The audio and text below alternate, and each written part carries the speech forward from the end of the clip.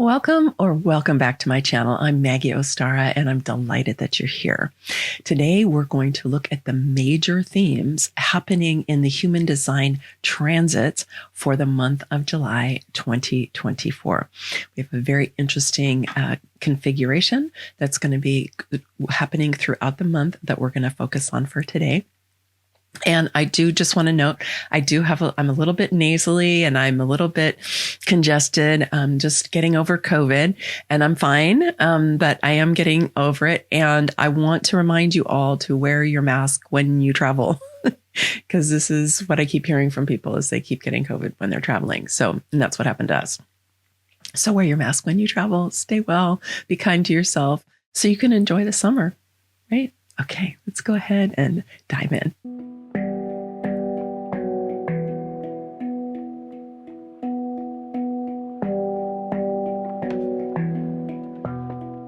Here are all the gates that are going to be highlighted by the sun and the earth over the course of the month of July. This is the major themes video where I talk about kind of the gestalt of what's happening, the big picture, and then I will be releasing individual transit reports for the different transits as we go through the month. But you can go ahead and screenshot this now if you want to, so that you can be planning ahead for the rest of the month. You can see here on this slide, these are all the different types of qualities of energy that are located in the root center in the human design system. Now, all of these gates are being lit up by the sun or the earth, except for the gate 60, which I did include here because Pluto's lighting it up, and Pluto's been lighting it up and Pluto will continue to light it up for some time. Then the point is that every single gate on the root center is being lit up over the course of this month. So as we go through the individual transits, you'll be able to tune into the different qualities of energy that the sun and the earth are lighting up. But I wanted to just kind of give you this big picture and take a look here at the root center. Now, in human design, the root center is one of the four motors in the chart. The four motors are the sacral, which is the most powerful motor, the emotional solar plexus, the second most powerful motor, then the will center, and then the root center. And these are particular centers of energy for being able to engage with life. And the root center is the weakest of all of the centers, but it's no less important.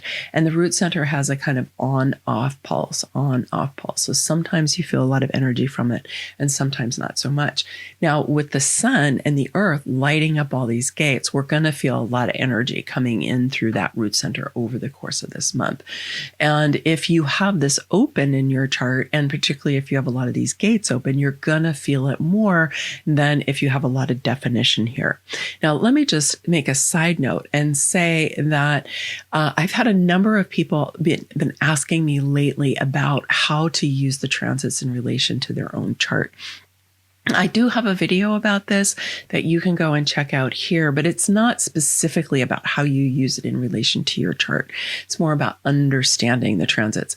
So I'm wondering, would you enjoy it if I created like a 2-video little program for you about how to actually use the information that I'm giving you, particularly through the individual transits, in relation to your particular human design chart?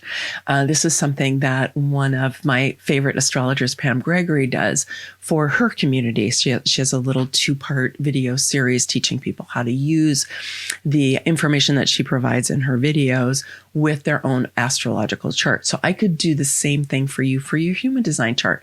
So if that's something that you're like, yes, I'm behind that, I would love that, please let me know in the comments, because I'm happy to create that for you if there is a desire for it, if enough people want it. Okay, so that's my side note. So coming back to the root center for the month of July, like I said, we have a lot of activations that are going to be happening through the root. It's almost like you're going to get to walk through all of the different gates that are in the root center and feel the qualities of the energy.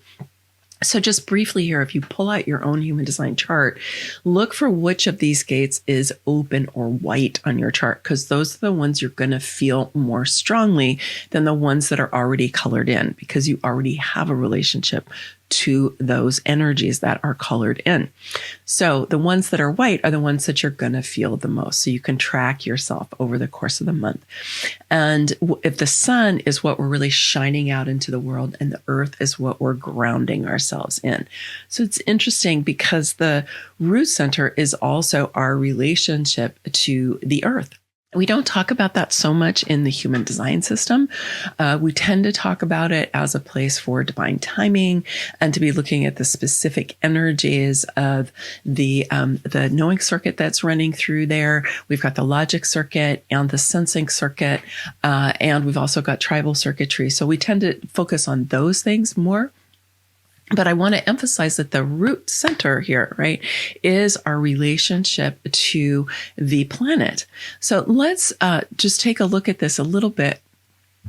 Let's refer to the chakra system for a moment so that we can get a better handle on this.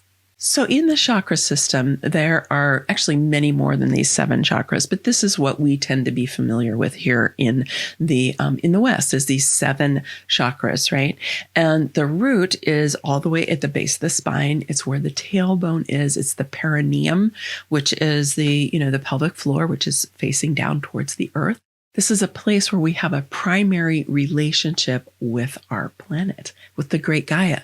And we feel the pulse of the earth, right? The pulse has its own magnetic force. It has its own slightly on and off pulse. And then we feel this in our roots. Part of the reason that we have that on and off pulse in the root center. The root chakra, also known as Muladhara in Sanskrit, is, like I said, it's our relationship to the earth, and it's connected to our survival and our security and our connection to the physical world and to the earth. And it has a lot to do with how comfortable we feel with being in our bodies, how comfortable we feel about being on the earth. And given a lot of the challenges that we are experiencing here on planet Earth, whether that are things that are affecting all of us, on the earth, such as climate change, right, which is affecting everybody everywhere. That's one thing that can kind of disrupt our relationship to the earth because, we have extreme weather, for example, or we have different earth changes that are happening.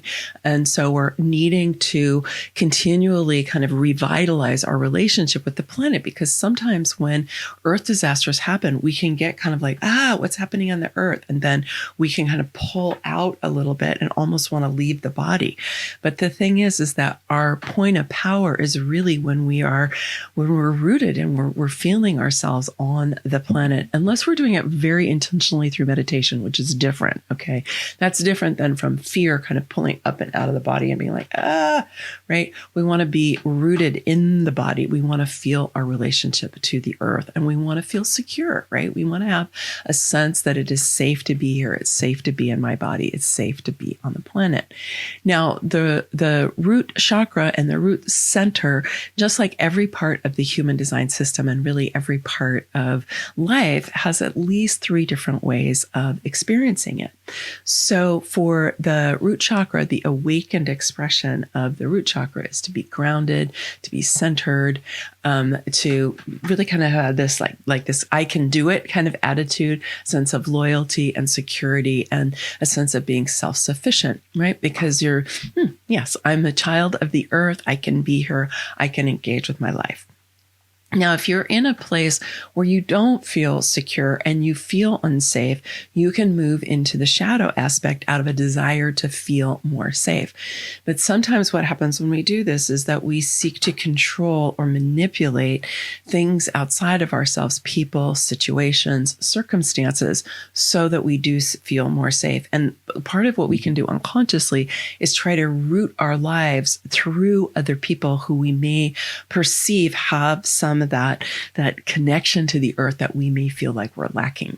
So you want to watch out for yourself. And here's the thing. This is not like a evil thing that people do most of the time, right? It's really not.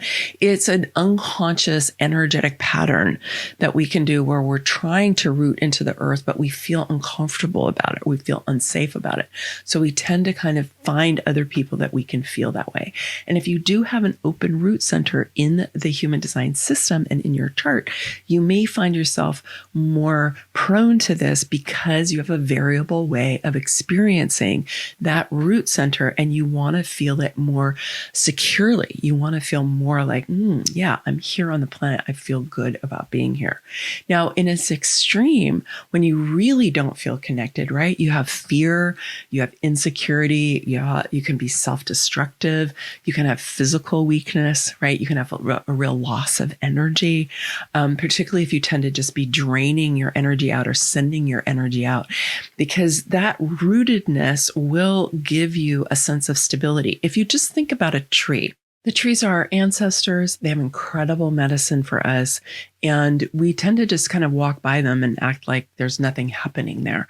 But actually, there's an enormous amount that's happening inside of those trees, just energy running up and down between the roots and the canopy all the time. The roots are connecting with other trees and with mycelium and, with fungi and just doing all kinds of incredible things. But like I said, this is not something that you do with your mind. This is something that you tune into. You want to build a kind of felt sense around this so that you can soften the thinking mind, come into your body and see if you can really feel down into that Muladhara, feel down into that root chakra, into that root center in human design, and just see what you can feel, what you can tap into. One way to think about this too is to send your consciousness, yes, down into the root, but then spread it out across the top of the planet and even let it sink down a little bit. Those of us who know about grounding cords, probably you have learned this in some guided meditation at some point. This is the whole point of a grounding cord, is that we're taking the energy that's running up and down the central axis, right? The central channel that all of us have, and we're extending it down into the planet and really feeling our relationship, our primary relationship with the planet. Because after all, the planet gives us what we need for this earth life, this earth experience. And, in our technological world, in our fast-paced world, we've gotten kind of disconnected from our relationship to the earth a lot of the time. And I think that this causes us a lot of stress. Sometimes it causes us illness. It certainly can contribute to brain fog and scatteredness and overwhelm and all of those things. So this is a practice that I recommend to my clients a lot. I do myself whenever I start to feel scattered or I start to feel like, whoa, where am I? I just go and lie on the earth or sit on the earth with my back against a tree and just relax and allow myself to remember that primary relationship. One of the things you might do for yourself during this month of July while we are journeying through the root center is to be tuning in to what is going on for you in your relationship to the planet. Yes, we have all of these different qualities of energy that are going to be lit up, but the larger picture is, how are you feeling in your body? How are you feeling in relation to your life, your home, your sense of belonging? Because gravity is a force of belonging. I talk about this. I quote one of my favorite teachers, Susan Harper, in my book on feminine sovereignty, where she talks about gravity is a force of belonging. And in our world today, many of us feel pretty uprooted. Many of us feel pretty not like we belong. And this can be really challenging. I mean, I know I don't live where my ancestors are from. I don't live where I grew up. I've lived in many different places over the course of my life. I think this is not unusual for a lot of Western people. And so it can lead us to feeling uprooted and unrooted. And so we need to build our own capacity to belong and to feel like we're a part when we start to feel kind of disconnected and scattered and so on, right? And so our relationship to gravity can really help us with that, because after all, gravity is always here.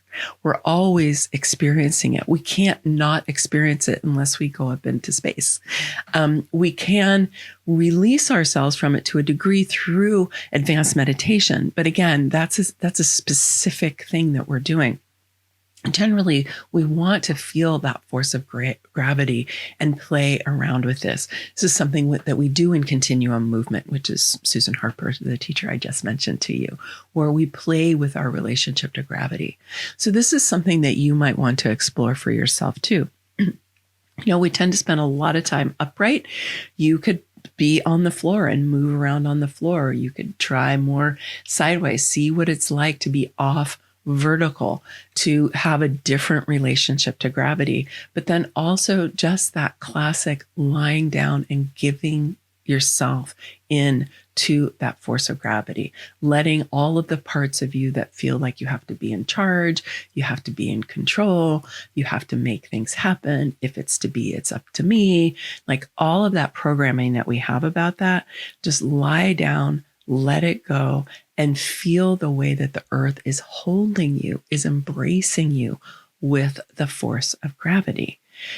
The more that you build that capacity inside yourself, the easier it's going to be for you to tap into the feelings of the root center and all of these different qualities of energy. Not only that, you're going to feel better, because when we do feel unrooted, when we feel uprooted, when we feel not in a place of belonging, then life doesn't go as well, right? So this is an opportunity for you this month to really play around with these different energies of the root center, your relationship to the physical world, to the world of the trees, and to your relationship with gravity. We also have a theme that's continuing through the middle of this month that was highlighted a lot in the month of June, a little bit at the end of May and during the month of June. And now here it's continuing until the middle of July. So this is where we have this complete channel being lit up because we have the south node is in the gate 48, which is on the spleen. And we have the Jupiter is in the gate 16, which is on the throat. So that's defining this whole channel. I talked about this extensively in the major themes for last month. So you can go and find out here if you want to check it out a little bit more, go a little bit more in depth if you didn't see that one. But what I want to just highlight here is through July 16th, because the nodes are going to change on July 17th, which I'll talk about in a second. We're going to continue to have this channel lit up. So basically here we've got the south node in the gate of wisdom, and the south node is what we brought in with us. And so the south node is asking us to take a look at what is the wisdom that we brought in with us, and what is the wisdom that we've created in the first half of our life, depending on how old you are now, right? What is the wisdom that we have brought in with us from our other lives and from our ancestors, and also from how far we've gotten in our life up until now? And how are we going to be expressing that with the blessing of Jupiter, who wants to expand our ability to express that wisdom out into the world through the gate of zest, which is basically just do it, just get it out there, just say it. And so you have this opportunity for the first couple of weeks of the month of July to continue to be looking at this piece for yourself. It's what is the wisdom that you have to share? Is there wisdom that you have to share that you've been holding back, that you felt like it wasn't the right time, or you didn't feel like you knew enough? Because this is the fear of the gate 48. This is the fear of not knowing enough, which is generally not true at all with people with the gate 48. They generally know a lot. So you want to be looking at, what is it that I have to share? Well, Jupiter is inviting me to bring it out into the world, and just trust yourself. Stop being shy. It's okay. People will want to hear what it is you have to offer when you're offering it at the right time with the right people in the right situation. And as I said a moment ago, the nodes are going to move on the 17th of July. And the south node is going to move from the gate 48 that I was just talking about here on the spleen to the gate 18, which is on the spleen center. And so the gate 18 is the gate of correction in traditional human design, or realignment in quantum human design. And so as the South Node is moving into this in the middle of the month, I'll talk about this a little bit more in the individual transits as we go through the month. But as we go here, you want to be looking at this energy of how can we bring the patterns that we see, the structures that we see into more alignment. Now, the 18 can have a real edge to it. Correction.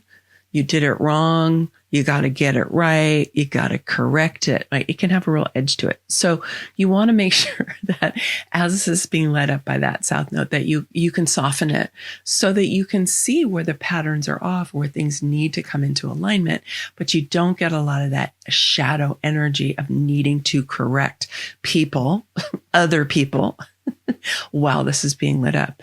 And the South Node is asking you to take a look at where have you brought things into alignment already, or how have you in the first half of your life brought things into alignment, or how can you now at this point be bringing things more into alignment that maybe haven't been in alignment during the first course of your life. It can be very useful that way.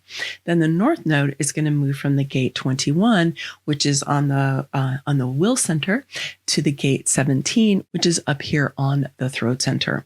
So the 21 is the gate of stewardship, and it is about managing resources. This does include managing our own resources, which is why it's self-management in quantum human design. But I've also renamed it stewardship because it really is about how are we stewarding not just our own personal resources, but all of the resources that we are responsible for or can become responsible for. So that's where the North Node has been.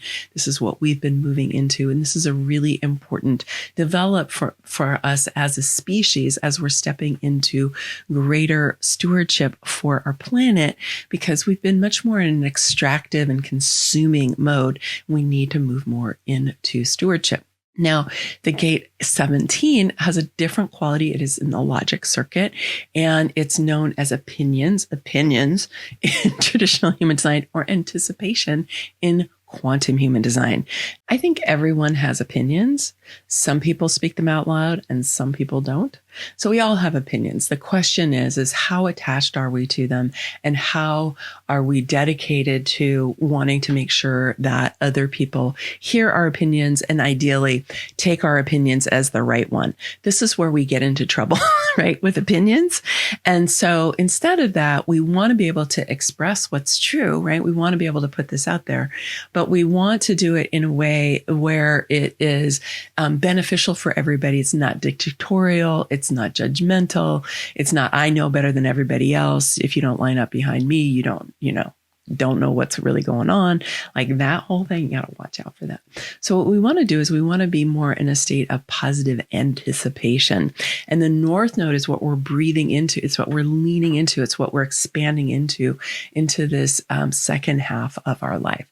And so you want to be able to be having a positive anticipation about what is coming in. So anticipation is a little more open, right? It's a little more, So you can still have opinions. You can still have points of view. You can still be expressing yourself that way, but having a positive anticipation so that you leave space for the mystery. So this is the thing. So we always want to leave space for the mystery, to recognize that our human ego, our human personality is only so big, right? It's only so intelligent. It only has access to so much information, whereas the divine self, our expanded part of ourselves, which is not the personality, right? That part has access to the greater mystery of the flow of life, the creative intelligence of the universe. And so we want to leave space through positive anticipation that we're going to have even more insights and possibilities coming in, rather than having crystallized it into an opinion that kind of cuts off other possibilities. So you're going to want to watch out for that for yourself, because this can be a really beautiful alignment when you know how to use it right. And the big news in the outer planets is that we're moving into retrograde season. Now, a few years ago, I did a whole series of videos about the outer planet retrograde season. You can go and check that out here if you haven't seen it already. Now, the particulars of it will be different, but you can learn a lot about how retrogrades work when you go and you watch that. And you'll see that the outer planets, particularly Pluto, Neptune, and Uranus, which is what we tend to think of as the really outer planets, and then Jupiter and Saturn as the more social planets. That all of these are outside of where we are. I mean, Mars is too, but Mars is really close in. So those outer planets, and they have much longer cycles, right? And so they tend to spend a long time in a gate, and they also retrograde. And so those three outer planets, Uranus, Neptune, and Pluto, can stay in gates for years. They do stay in gates for years. You know, they go in and they retrograde back, and then they come here, and so they spend a lot of time doing that. So go and watch those videos if you want to get a deeper dive into what's happening with retrogrades of the outer planets more generally. So Jupiter's not going to be retrograde until I think it's October or something like that. But it is going to move from that gate 16 to the gate 36. So that's going to take us out of this complete channel that we've had. Okay. So then Saturn is retrograding as I am actually filming this, right? It's going to retrograde on the 29th, and it's going to be retrograde for a while. So Saturn is basically coming to station, right? And more, because when a planet retrogrades, it looks like it's moving forward and then it stops, which we call station, and then it cycles back. Now, Pam Gregory has some really great information about this on her channel. I will put a link to that down in the descriptions below. And so I turn to the astrologers for some of the deeper dive for some of these, because they just have a whole different perspective than we do in human design. But one of the things that I was learning from her is that when a planet is going to retrograde, as it slows down, right, its energy actually becomes concentrated and becomes more and more powerful. And then actually when it's retrograding, it becomes more powerful in a certain way because the planet appears to be closer to the Earth.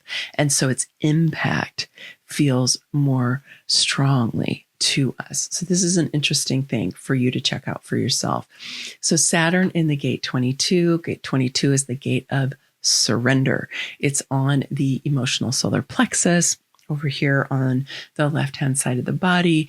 And so this is an emotional energy, and it is in the knowing circuit, so it's highly intuitive as well. And this is where we really want to surrender to that divine self and to the creative intelligence of the universe, which is orchestrating our experience in a much larger perspective than we can really feel or know here in our own human personality selves. And so Saturn is really inviting us to spiritual practice right now. This is really the bottom line with this. Saturn is like, are you doing your sadhana? Sadhana is spiritual practice in Sanskrit, right? And in different videos, I've talked about sadhana a lot, the importance of sadhana, the importance of a daily spiritual practice. So Saturn in that gate 22 is just saying, how are you feeling emotionally? Are you surrendering your small human emotions to your larger divine self and to that creative intelligence of the universe? It's not that you can't have an emotional wave. It's not that you can't have feelings, but if you get stuck, you get stuck and you live in anger, or you live in shame, or you live in resentment, and this is ongoing and it's chronic, that becomes a problem, right? And this is where we want to be able to surrender those emotions that we can get stuck in. We want to be able to surrender them to the higher consciousness of that creative intelligence of the universe and allow it to be composted right? For the highest good of all. And so Saturn is highlighting this for us, and it's retrograding back through it and saying, okay, did you get it yet? Did you get it yet? So this is a great time for you to be either starting or revitalizing a spiritual practice that will help you to really release the emotions that are not serving you. If you have chronic relationship to emotions that are holding you back, that are keeping you disjointed or uncomfortable, or out of alignment, and be able to surrender those and get into a deeper place of pure emotion, really of love and compassion and gratitude. Uranus is still lighting up the gate 8, which is here on the throat center. The gate 8 is the gate of contribution, and it is about how we bring our purpose out into the world. Now, Uranus has been here for a while. It's going to be here until December 5th. It's going to retrograde on September 1st. So I'm just giving you a little heads up that this is coming. And again, Uranus in that gate 8, Uranus being an awakener, right? It's like, what are you doing, people? What are you doing? What are you contributing to the greater good, right? Are you paying attention to the things that really matter? Because Uranus being that god of sudden change, right? Or of revolution, or right? If you're not making your contribution to the world in the way that you know in the heart, your heart of hearts is for you to do, Uranus could be doing a number on you when it's in the gate 8. So you might want to look at that for yourself. And it's going to get stronger as we come into September. So pay attention to that now. Neptune is going to retrograde on July 2nd in the gate of the love of spirit, the gate 25. So again, Neptune here, which is one of our spiritual themes in the human design system, is where our Neptune is. Neptune is here in that gate 25. Again, this is kind of building on what we just were talking about with Saturn in the gate 22, which is about surrendering and spiritual practice and sadhana. Well, Neptune is here saying, hey, how are you doing with your love of spirit? Right? Your spiritual theme of tuning into what is your relationship with spirit like, right? It's on the G center. So this is a center for love and lovability, identity and direction.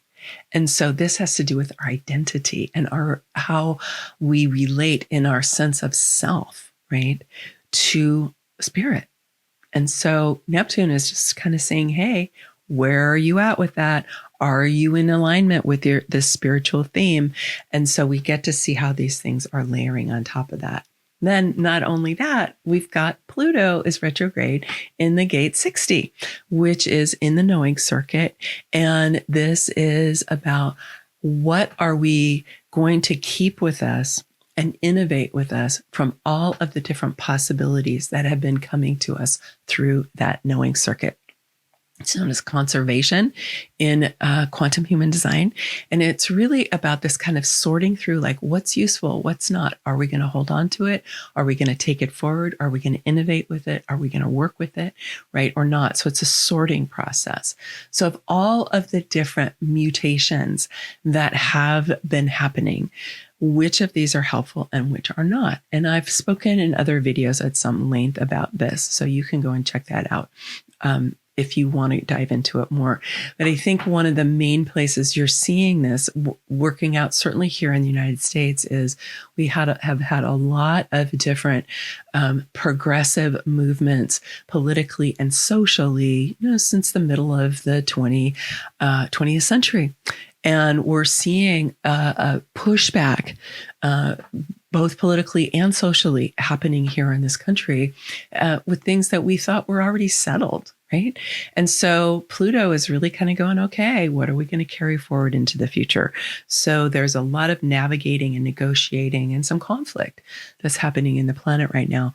So for you to be looking at what really matters to you, what are the mutations, the progressions, the developments that matter to you, that you want to see carried forward into the future. right? What is that true for you? I mean, I know my kid is non-binary. It's a form of trans, I totally support people to have whatever gender identity they want to have, whatever sexual identity they want to have, whatever relationship to their bodies that they want to have, that they can have sovereignty over their own bodies. Like, these are things that are really important to me. We spent, thousands of years under patriarchy as really everybody, especially if we had female bodies, but really everybody, where other people dictated to us what we could and could not do with our bodies and who we could and could not be.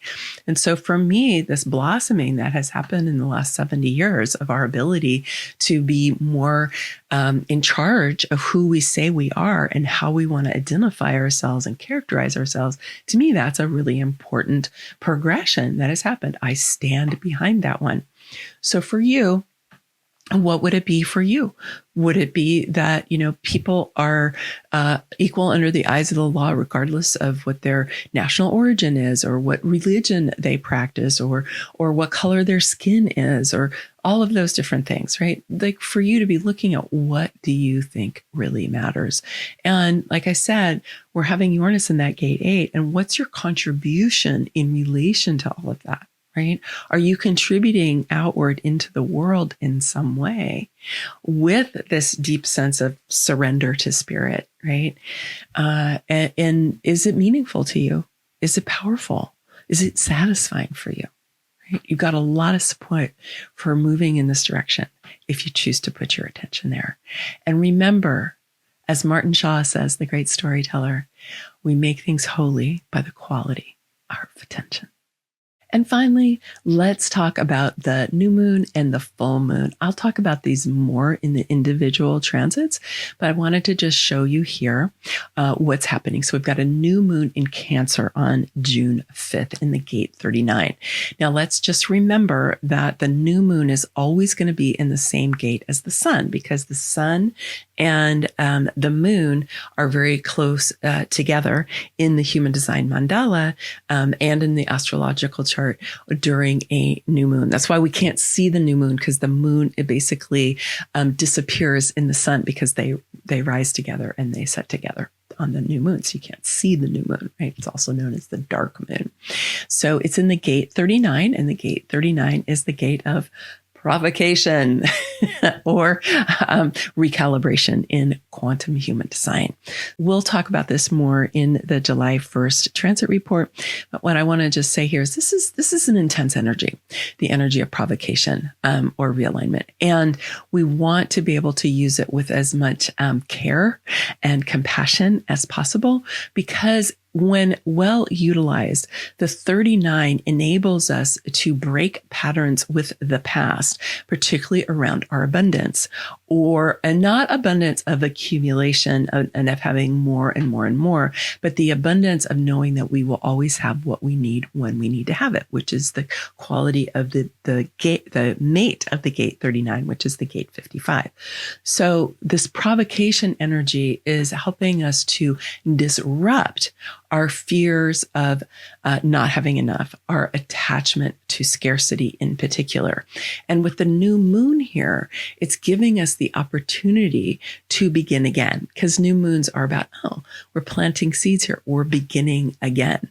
So you're going to have an opportunity here on June 5th to be planting new seeds for your relationship to the abundance of knowing that you are going to have what you need when you're going to need to have it. And then they'll be supercharged with that energy of the sun as well.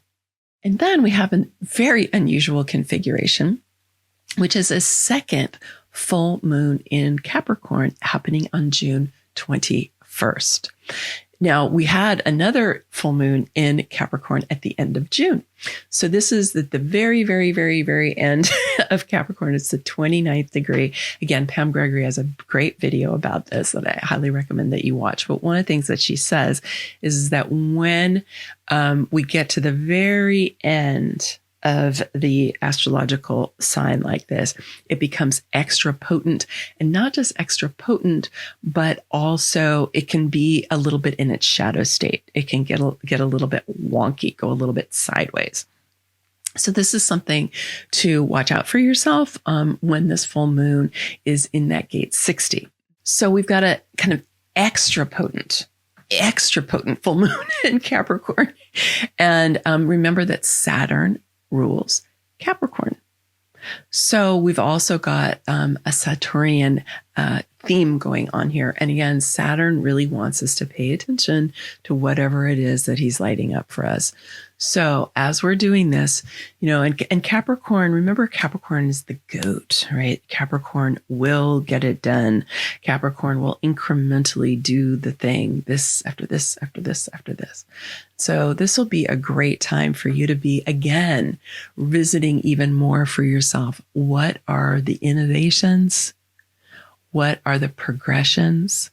What are the mutations that you want to get behind? That you want to put a stake in the ground, that you want to say, yes, I believe in this, and I'm going to put my energy behind it. I'm going to make it holy by the quality of my attention. Okay, that is my major themes video for the month of July. And there's a lot going on, as you can see. And I hope that this has been beneficial for you. I want to let you know that we will be sharing with you soon about a new offering. It is a paid membership level inside of the Becoming Sovereign Quantum Retreat Center. It's going to be called our Sovereign Circle. And I am a little bit behind in bringing this out to you because I did have COVID and I'm still recovering to some degree. So I really had to slow down after I got back from my vacation. So I'm not quite ready to share all of that with you yet, but stay tuned because I'm really excited about it. And I think that if you are one of those people who is looking for a place to feel more belonging, this just might be it for you. So stay tuned and you'll be hearing from me soon about it. All right. Many blessings. Much love. Bye for now.